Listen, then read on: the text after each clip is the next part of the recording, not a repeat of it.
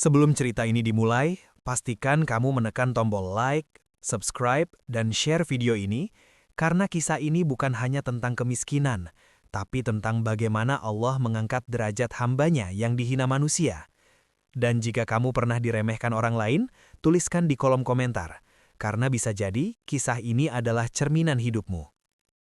Hujan turun sejak sore, membasahi atap seng kontrakan kecil di ujung kampung itu. Air menetes dari celah-celah yang sudah berkarat, jatuh tepat di lantai tanah yang lembab. Di dalam ruangan sempit berukuran tak lebih dari 3 kali 4 meter, Ustadz Iwan duduk bersila di atas tikar usang, memegang mushaf Al-Quran yang sampulnya sudah mengelupas. Di hadapannya, 6 anak kecil duduk berderet. Ada yang bajunya robek di bagian lengan, ada yang kakinya masih berlumur tanah. Namun mata mereka menatap huruf-huruf hijaiyah dengan penuh kesungguhan. Alif, Ba, Ta. Suara Ustadz Iwan lembut, nyaris kalah oleh suara hujan. Ia bukan ustadz terkenal, bukan lulusan pesantren besar.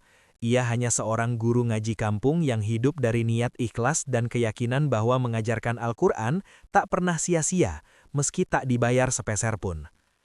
Sudah hampir 3 tahun ia tinggal di kontrakan itu, bersama istrinya, Siti, dan anak mereka yang masih balita. Kontrakan itu murah, karena memang hampir tak layak disebut rumah. Tapi bagi Ustadz Iwan, selama ada tempat sujud dan atap untuk berteduh, itu sudah cukup. Masalahnya, tak semua orang memandang cukup dengan cara yang sama. Dari balik jendela rumah sebelah, seorang wanita paruh baya memperhatikan kegiatan ngaji itu dengan wajah masam. Tangannya bersedekap, bibirnya manyun penuh rasa tak suka. Ngaji lagi, gumamnya. Berisik, bikin anak-anak gak bisa tidur sore. Padahal suara itu pelan, bahkan anak-anak tertawa pun lebih keras dari lantunan huruf hijaiyah yang keluar dari mulut Ustadz Iwan. Tapi bagi sebagian orang miskin yang mengajarkan agama justru dianggap gangguan. Tak lama kemudian, terdengar suara kursi diseret dari rumah sebelah. Beberapa tetangga mulai berkumpul, berbincang dengan nada rendah tapi penuh sindiran. Katanya Ustadz, tapi hidup aja numpang kontrakan. Ngajar ngaji emang bisa bikin kaya. Anak sendiri aja hidup susah, sok ngurusin anak orang. Kata-kata itu seperti panah, tak diarahkan langsung tapi cukup tajam untuk melukai. Ustadz Iwan mendengarnya, ia bukan tuli, tapi ia memilih diam. Setiap kali suara itu sampai ke telinganya, ia hanya menarik napas panjang, lalu kembali menatap mushaf di tangannya. Selesai mengaji, satu persatu anak pulang. Beberapa mencium tangan Ustadz Iwan, sebagian hanya tersenyum malu.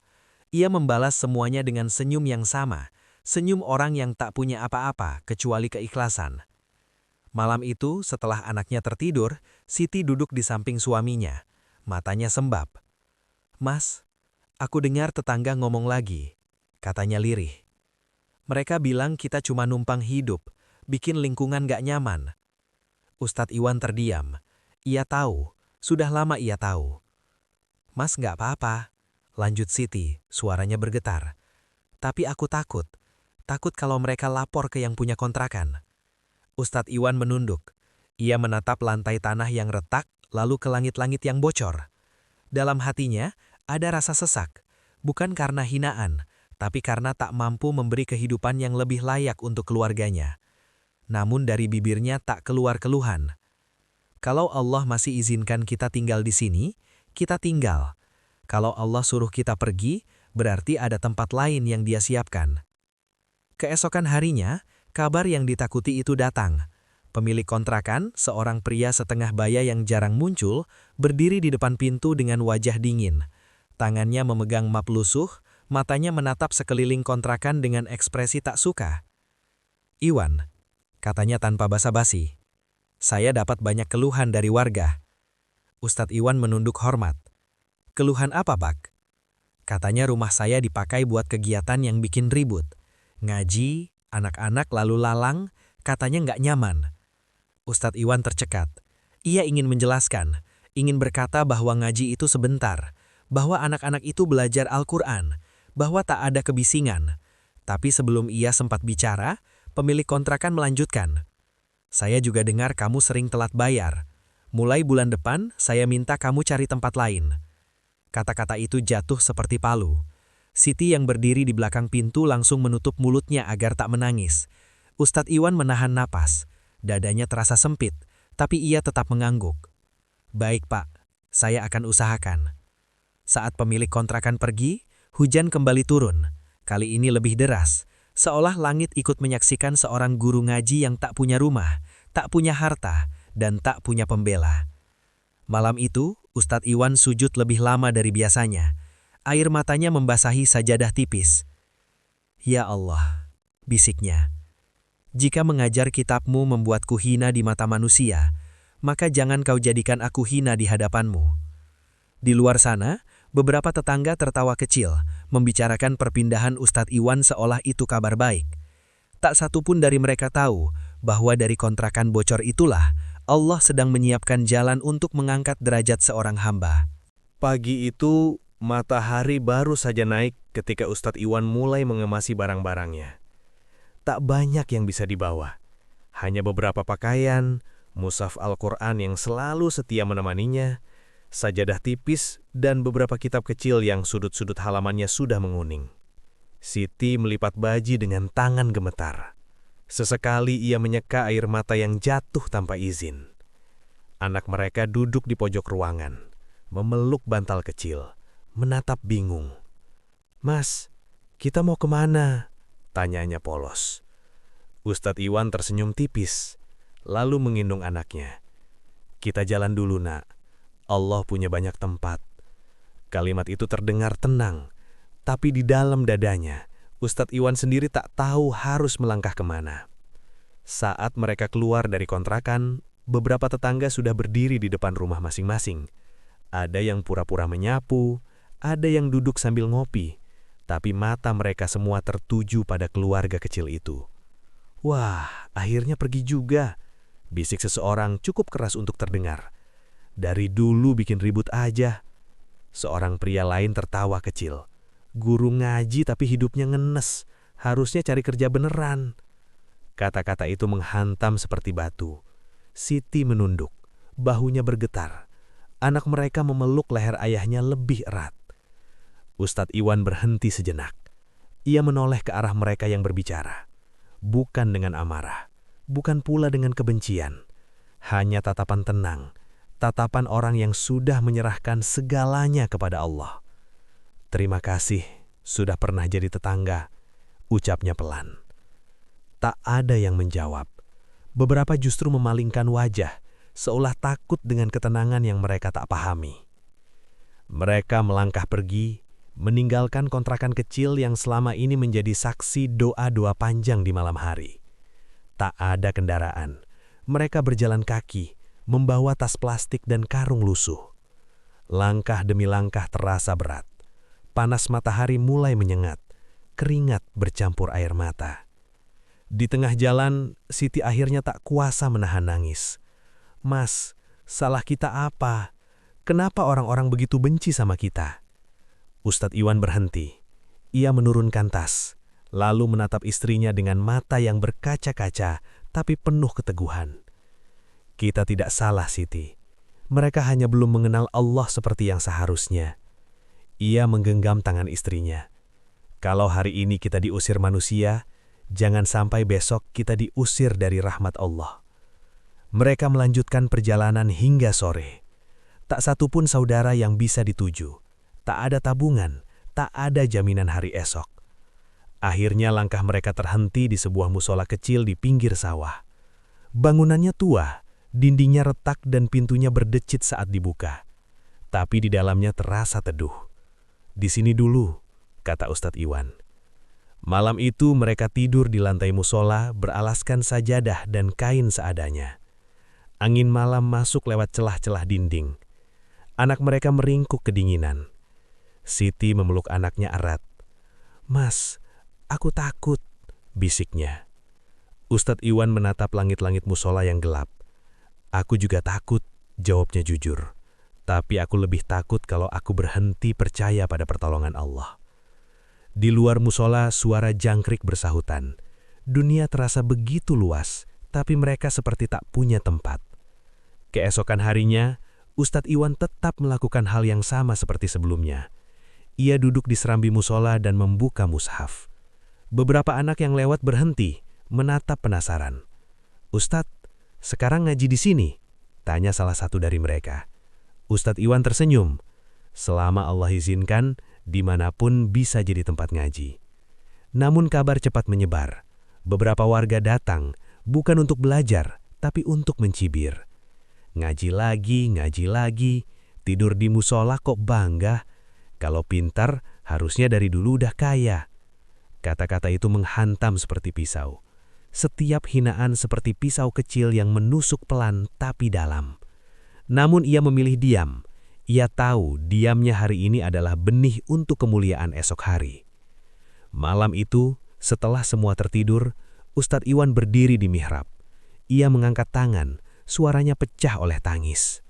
"Ya Allah, aku tidak punya rumah. Aku tidak punya harta. Aku bahkan tidak punya pembela." Ia sujud lama, sangat lama. "Jika ini jalanmu, aku ikhlas. Tapi jika engkau ingin mengangkat derajatku, jangan lewatkan aku dari rencanamu." Air matanya mengalir deras, membasahi lantai musola yang dingin. Di saat itulah, tanpa Ustadz Iwan sadari, langkah pertama pertolongan Allah sedang mendekat perlahan. Malam itu terasa lebih dingin dari biasanya. Angin berembus pelan namun menusuk, membuat daun-daun di sekitar musola bergesekan seperti bisikan yang tak pernah berhenti. Ustadz Iwan masih terjaga. Ia duduk bersandar pada tiang kayu yang mulai lapuk, memandangi wajah istrinya dan anaknya yang tertidur kelelahan. Siti memeluk anak mereka erat-erat, seolah takut jika esok pagi tak lagi menemukan tempat bernaung. Wajahnya pucat, sisa tangis masih membekas di pelupuk mata. Ustadz Iwan menatap mereka lama, dadanya terasa sesak. Dalam benaknya, terlintas semua kata hinaan yang ia dengar selama ini. Tentang dirinya yang dianggap tak berguna, tentang ngaji yang dianggap tak memberi makan, tentang hidupnya yang dianggap beban bagi orang lain. Ia berdiri perlahan, melangkah ke arah mihrab. Lampu musola yang redup berkelip-kelip, nyaris padam. Ia berwudu dengan air sumur yang dingin, menggigil namun menenangkan. Saat takbir diangkat, suaranya bergetar. Di rakaat demi rakaat, ia merasakan sesuatu yang selama ini tertahan di dadanya mulai runtuh. Tangisnya pecah saat sujud. Bahunya bergetar hebat, air matanya jatuh tanpa bisa ditahan. "Ya Allah, aku tidak minta dunia. Aku hanya ingin Engkau ridho padaku." Ia teringat anak-anak yang dulu belajar ngaji di kontrakan. Teringat wajah-wajah polos yang mengeja huruf hijaiyah dengan terbata. Ia takut jika semua itu berhenti hanya karena ia miskin. "Jika aku harus lapar, biarlah aku lapar," bisiknya. "Tapi jangan biarkan Al-Quran berhenti diajarkan karena aku tak punya apa-apa." Malam semakin larut. Jangkrik tetap bersuara, namun doa Ustadz Iwan tak juga berhenti. Hingga akhirnya tubuhnya lemas, ia tertidur di lantai musola dengan sajadah sebagai alas. Pagi harinya, matahari terbit pelan, memancarkan cahaya keemasan yang masuk melalui celah dinding. Ustadz Iwan terbangun dengan tubuh pegal. Ia bangkit, menunaikan sholat subuh, lalu duduk termenung. Tak lama kemudian, terdengar langkah kaki mendekat. Seorang lelaki tua berdiri di depan musola. Pakaiannya sederhana, topinya lusuh, wajahnya dipenuhi garis usia. "Assalamualaikum," sapanya pelan.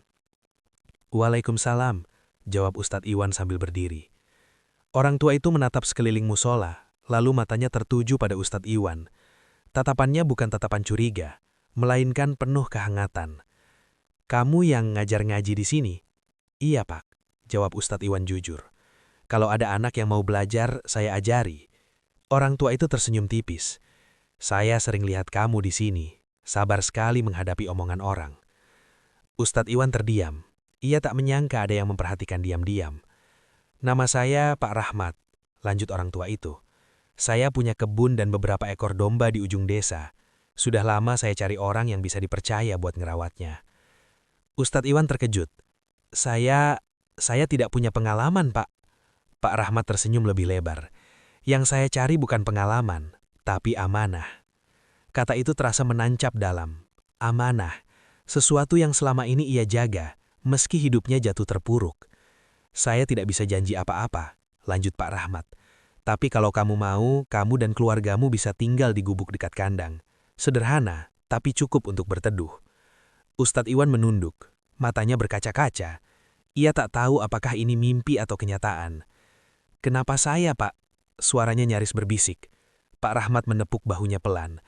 Karena orang yang menjaga Al-Quran biasanya tidak akan mengkhianati amanah. Hari itu Ustadz Iwan mengemasi barang-barangnya lagi. Kali ini bukan dengan rasa putus asa, melainkan dengan harapan kecil yang mulai tumbuh. Gubuk dekat kandang memang sangat sederhana. Dindingnya dari bambu, lantainya tanah, baunya bercampur antara jerami dan tanah basah. Namun bagi Ustadz Iwan, tempat itu terasa seperti istana kecil yang dikirim langsung oleh Allah. Hari demi hari berlalu. Ia merawat domba-domba itu dengan penuh kesungguhan. Membersihkan kandang, memberi makan, mengobati yang sakit. Ia memperlakukan ternak itu seolah amanah besar yang tak boleh disia-siakan. Di sela-sela waktu, ia tetap mengajar ngaji. Kadang hanya 2 anak, kadang hanya 1, tapi ia tak pernah mengeluh. Perlahan, sesuatu yang tak terduga terjadi. Domba-domba Pak Rahmat berkembang dengan cepat. Yang tadinya hanya beberapa ekor, kini bertambah tanpa henti. Pak Rahmat mulai heran lalu tersenyum setiap kali datang. Sepertinya doa-doamu ikut merawat domba-domba ini, katanya suatu hari. Ustadz Iwan hanya tersenyum lalu menunduk. Namun keberkahan yang mulai tampak itu rupanya tak luput dari pandangan orang-orang yang dulu menghina. Bisik-bisik mulai terdengar lagi, kali ini dengan nada berbeda. Bukan sekedar meremehkan, melainkan dipenuhi rasa iri dan curiga. Dan Ustadz Iwan belum tahu, ujian yang lebih berat masih menunggunya. Pagi-pagi sekali, sebelum matahari sepenuhnya naik, Ustadz Iwan sudah berada di kandang. Tangannya sibuk membersihkan sisa jerami, mengganti air minum, dan memeriksa satu persatu domba yang mengembik pelan. Bau kandang sudah tak lagi mengganggunya. Justru di tempat itulah ia merasa paling tenang, seolah setiap helai jerami adalah saksi kesungguhannya menjaga amanah. Siti membantu dari gubuk kecil mereka. Meski hidup serba terbatas, wajahnya kini jarang muram. Anak mereka mulai tertawa lagi, berlarian kecil di sekitar kandang, mengejar kupu-kupu dan sesekali menyentuh bulu domba yang lembut. Hari-hari berlalu dan keajaiban kecil terus terjadi. Domba-domba itu semakin banyak. Setiap kali Pak Rahmat datang, ia selalu terdiam lama, menghitung dengan kening berkerut. Dulu aku cuma punya 10, gumamnya suatu hari. Sekarang, rasanya tiap datang selalu bertambah. Ustadz Iwan hanya menjawab seperlunya. Ia tak pernah mengklaim apapun. Dalam hatinya, ia tahu semua itu bukan karena kepintarannya, melainkan karena Allah sedang menurunkan keberkahan sedikit demi sedikit. Namun kabar tentang domba-domba yang berkembang pesat itu cepat menyebar. Orang-orang mulai memperhatikan, termasuk mereka yang dulu mengusir dan menghina Ustadz Iwan. Di warung kopi ujung desa, bisik-bisik mulai terdengar. Itu si guru ngaji yang dulu tidur di musola kan? Iya, sekarang katanya pegang banyak domba. Jangan-jangan ada apa-apanya. Nada bicara berubah, dari meremehkan menjadi curiga, dari menghina menjadi iri. Suatu sore, Ustadz Iwan mendapati pagar kandang terbuka. Salah satu domba terlihat lemas, matanya sayu, tubuhnya gemetar. Ia panik. Dengan sigap ia mengangkat domba itu, memeriksa mulut dan perutnya. "Mas, kenapa dombanya?" tanya Siti cemas. Ustadz Iwan menggeleng pelan. Ada yang tidak beres. Domba itu akhirnya mati sebelum malam tiba. Ustadz Iwan menguburkannya dengan tangan sendiri, sambil beristighfar berkali-kali. Hatinya terasa berat, bukan karena kehilangan, tapi karena firasat buruk yang mulai muncul. Keesokan harinya, satu lagi domba sakit, lalu satu lagi. Dalam beberapa hari, 3 ekor mati dengan gejala yang sama. Orang-orang mulai berbisik lebih keras. Katanya dombanya berkah, nyatanya mati juga. Pasti ada yang salah. Ustadz Iwan tahu, ini bukan kebetulan, tapi ia tak menuduh siapapun. Ia memilih berdoa lebih lama, bekerja lebih giat. Setiap malam ia bangun untuk sholat, memohon perlindungan. "Ya Allah," bisiknya, "jika ini ujian, kuatkan aku. Jika ini kedengkian manusia, lindungi amanah ini." Pak Rahmat datang dengan wajah khawatir. "Apa yang terjadi, Wan?" Ustadz Iwan menunduk pelan. "Saya minta maaf, Pak. Saya sudah berusaha sebaik mungkin." Pak Rahmat menepuk bahunya. "Aku percaya padamu. Jangan khawatir." Keesokan harinya, Pak Rahmat membawa seorang dokter hewan. Setelah diperiksa, dokter itu menghela panjang. "Ini bukan penyakit biasa," katanya. "Ada kemungkinan dombanya diracuni." Kabar itu seperti petir. Siti menangis. Anak mereka ketakutan, tapi Ustadz Iwan hanya terdiam lama, lalu mengucap lirih, "Hasbunallahu wa ni'mal wakil." Anehnya, setelah kejadian itu, tak ada lagi domba yang mati. Yang sakit justru pulih lebih cepat dari dugaan. Beberapa minggu kemudian, 2 indukan melahirkan anak kembar. Jumlah domba kembali bertambah, bahkan lebih banyak dari sebelumnya. Pak Rahmat tercengang. "Allah mengganti yang hilang dengan yang lebih baik," katanya terharu. Ustadz Iwan mengangguk pelan. "Allah tidak pernah ingkar janji." Sementara itu, orang-orang yang dulu berbisik mulai terdiam. Mereka melihat sendiri bagaimana usaha menjatuhkan Ustadz Iwan justru berbalik menjadi keberkahan. Nama Ustadz Iwan mulai disebut dengan nada berbeda, bukan lagi hinaan, melainkan rasa segan. Di gubuk kecil itu setiap malam terdengar lantunan hayat suci. Beberapa anak mulai berdatangan lagi, duduk di lantai tanah, belajar mengaji dengan penuh semangat. Gubuk dekat kandang perlahan berubah menjadi tempat ilmu dan ketenangan. Ustadz Iwan tak menyadari satu hal. Dari tempat sederhana itulah, jalan menuju kemuliaan yang lebih besar mulai terbuka. Dan tak lama lagi, Allah akan mengangkat derajatnya dengan cara yang tak pernah ia bayangkan sebelumnya. Musim berganti. Angin yang dulu dingin kini membawa aroma tanah basah dan rumput segar. Kandang domba milik Pak Rahmat tak lagi sepi. Jumlah ternak bertambah, suara embikan menjadi irama pagi yang menenangkan. Ustadz Iwan menjalani hari-harinya dengan ritme yang sama. Bangun sebelum fajar, sholat, berdoa, lalu bekerja hingga matahari condong ke barat. Di sela-sela itu, ia mengajar ngaji. Kini tak lagi hanya 1-2 anak. Berita tentang ketenangan di gubuk bambu itu menyebar pelan, seperti cahaya yang merembes di celah-celah gelap. Orang-orang mulai datang, bukan untuk mencibir, melainkan untuk duduk diam, mendengarkan ayat-ayat yang dibacakan dengan tartil dan hati yang jujur. Ada yang datang membawa anak, ada yang sekadar ingin bertanya, ada pula yang hanya ingin duduk dan menangis tanpa banyak kata. Namun, cahaya sering mengundang bayang-bayang.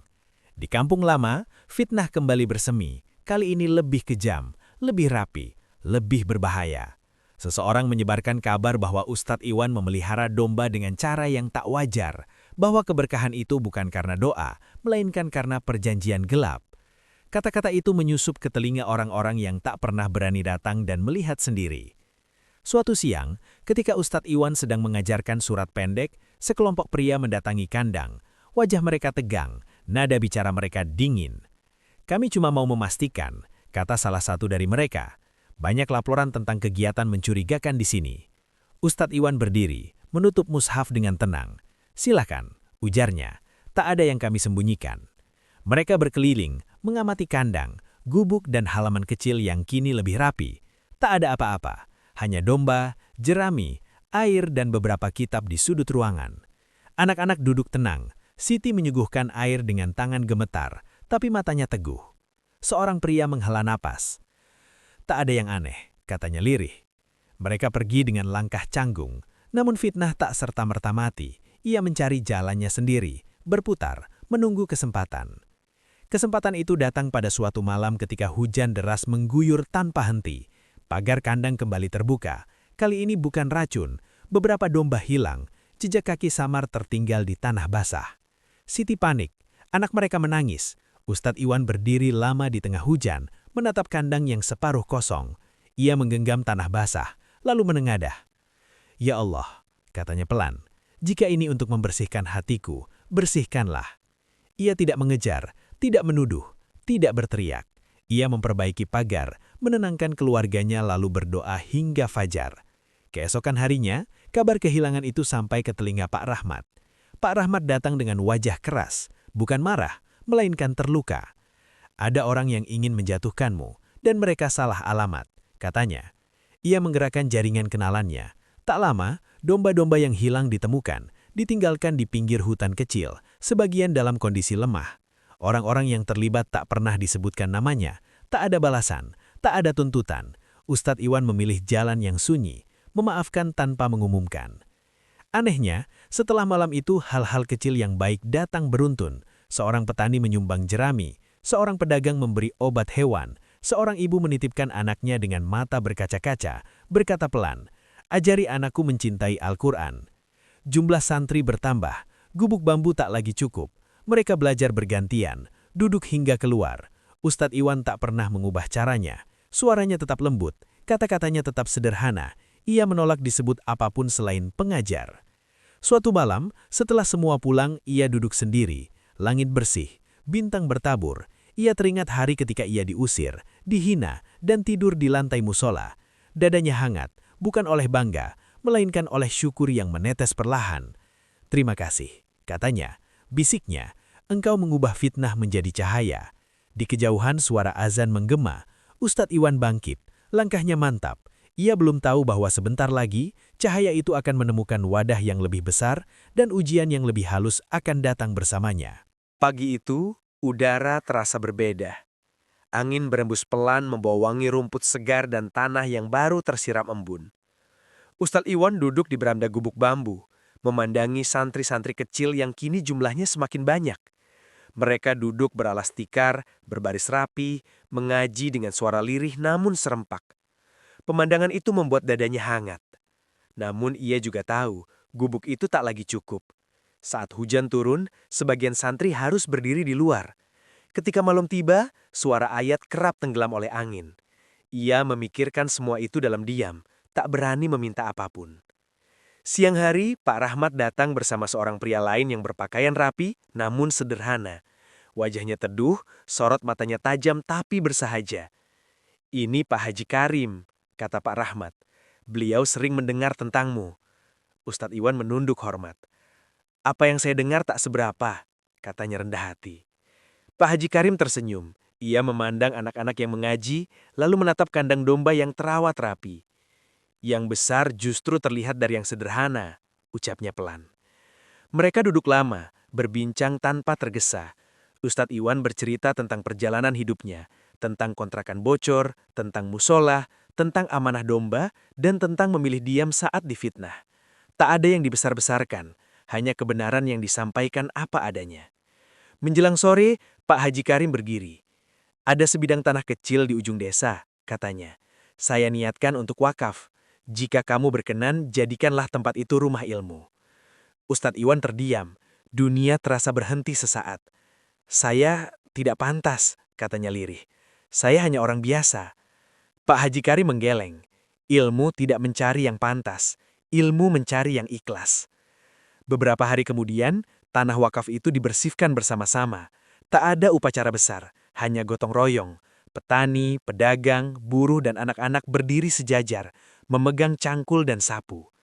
Ustadz Iwan ikut mengangkat batu, memotong rumput, dan mengaduk semen. Tangannya kapalan, pakaiannya kotor, tapi wajahnya bercahaya. Bangunan itu sederhana, sebuah aula kecil dari bata dan kayu, dengan atap seng yang lebih kokoh dari kontrakan lamanya. Saat hujan pertama turun dan air tak lagi bocor, beberapa santri bersorak kecil. Siti menitikkan air mata. Hari pertama aula itu digunakan, Ustadz Iwan berdiri di depan. Suaranya bergetar.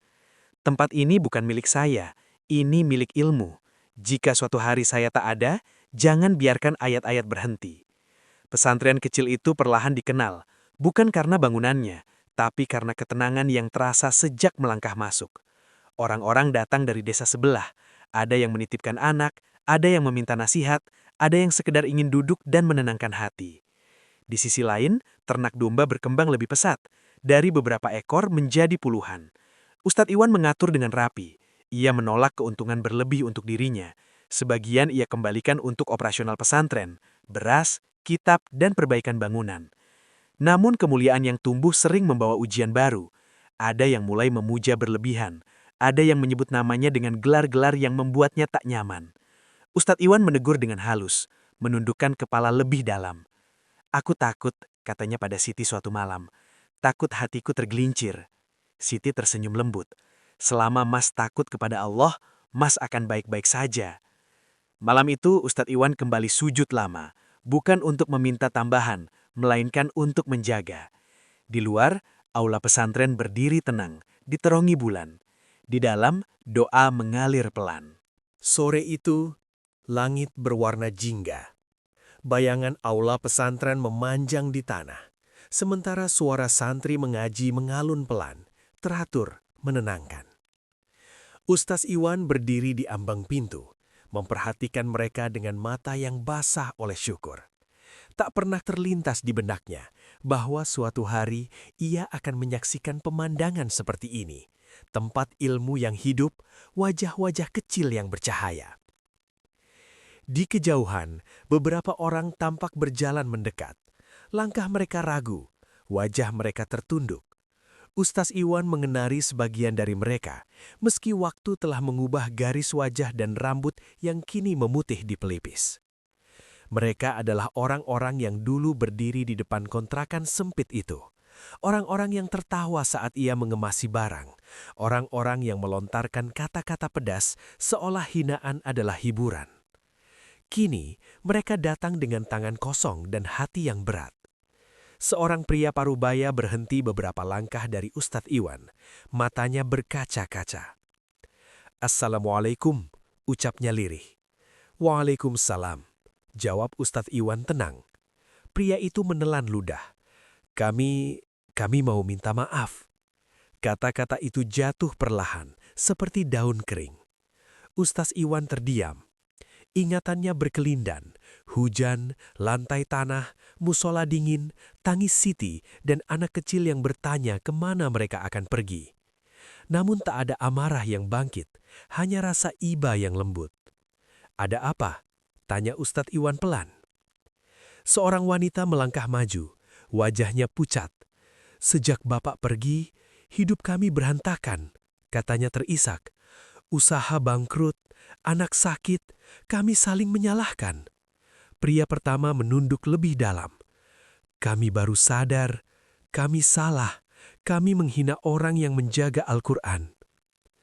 Hening menyelimuti halaman pesantren. Santri-santri menghentikan bacaan mereka, memandang dengan mata ingin tahu. Siti berdiri di kejauhan, menahan nafas. Ustaz Iwan melangkah mendekat. Ia menggenggam tangan pria itu dengan hangat. "Aku sudah memaafkan sejak lama," katanya lembut. "Karena jika aku menyimpan dendam, aku akan kalah."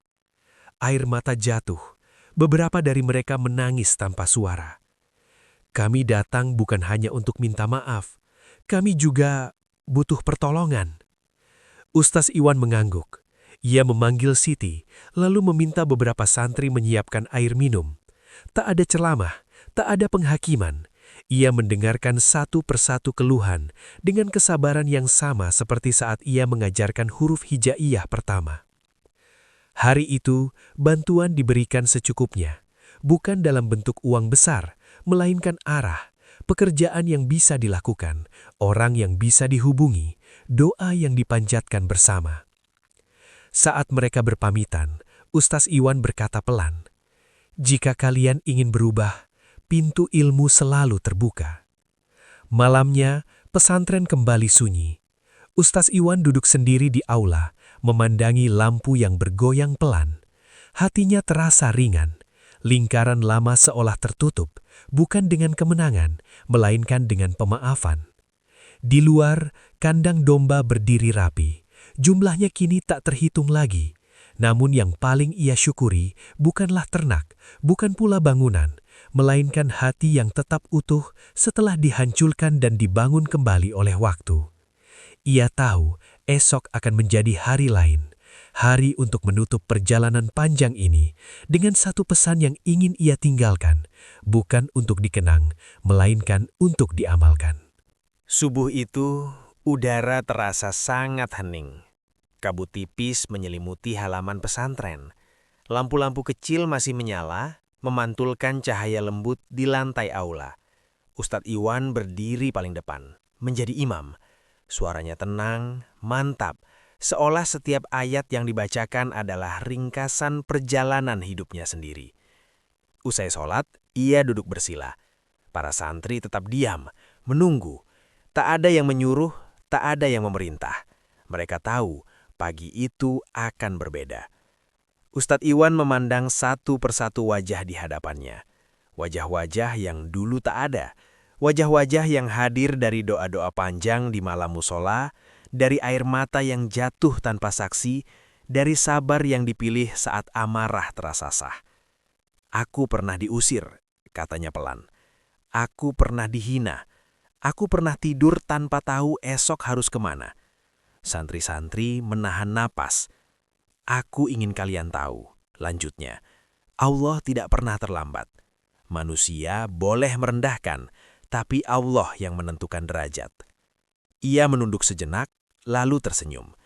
Jika hari ini kalian merasa kecil, jangan putus asa. Bisa jadi Allah sedang membesarkan kalian dengan caranya. Hari itu pesantren menerima santri baru. Aula kecil tak lagi cukup. Rencana pembangunan asrama mulai dibicarakan. Sederhana, bertahap, tanpa pamer. Ustadz Iwan menolak namanya dijadikan plakat. Ia memilih satu kalimat pendek di dinding. Ilmu adalah amanah. Di kandang, domba-domba beranak lagi. Sebagian hasil ternak disalurkan untuk warga yang membutuhkan. Tak ada pengumuman, tak ada kamera. Hanya tangan-tangan yang bekerja dan doa-doa yang mengalir. Sore hari, Ustadz Iwan duduk di beranda memandangi matahari yang tenggelam. Siti duduk di sampingnya. Anak mereka, kini lebih besar, membaca Al-Quran dengan suara lantang. Angin membawa suara ayat, menyebar ke ladang dan rumah-rumah sekitar. Mas, kata Siti lembut, Allah benar-benar mengangkat derajatmu. Ustadz Iwan menggeleng pelan. Tidak, jawabnya. Allah mengangkat kita semua yang mau bersabar. Ia memejamkan mata. Dalam hening itu, ia teringat kontrakan bocor, musola dingin, dan langkah-langkah berat yang membawanya ke sini. Tak ada dendam yang tersisa, tak ada luka yang mengganga. Semua telah dijahit oleh waktu dan doa. Malam turun, bintang-bintang muncul satu persatu. Pesantren kecil itu bersinar tenang, bukan karena berarti, melainkan karena ikhlas. Dan di suatu sudut dunia, seorang guru ngaji yang dulu dianggap tak berguna, kini menjadi jalan bagi banyak hati untuk kembali pulang. Di akhir kisah ini, yang tersisa bukan tentang berapa banyak domba yang dimiliki Ustadz Iwan atau seberapa luas pesantren yang berdiri. Yang tertinggal justru jejak kesabaran, tentang seseorang yang memilih diam saat dihina, memilih sujud saat diusir, dan memilih memaafkan saat punya alasan untuk membalas. Kisah Ustadz Iwan mengajarkan kita bahwa Allah tidak pernah salah memilih waktu. Ketika manusia menutup pintu, Allah membuka jalan. Ketika dunia merendahkan, langit mengangkat. Dan ketika air mata jatuh tanpa saksi, Allah mencatatnya sebagai sebab datangnya kemuliaan. Jika hari ini hidupmu terasa sempit, doamu terasa berat, dan hatimu terasa lelah, ingatlah satu hal. Yang sabar tidak pernah benar-benar kalah. Mungkin kamu sedang berada di fase diusir dan dihina. Tapi bisa jadi itulah awal dari fase diangkat dan dimuliakan. Karena pada akhirnya, bukan manusia yang menentukan derajatmu, melainkan Allah, dan Dia Maha Adil.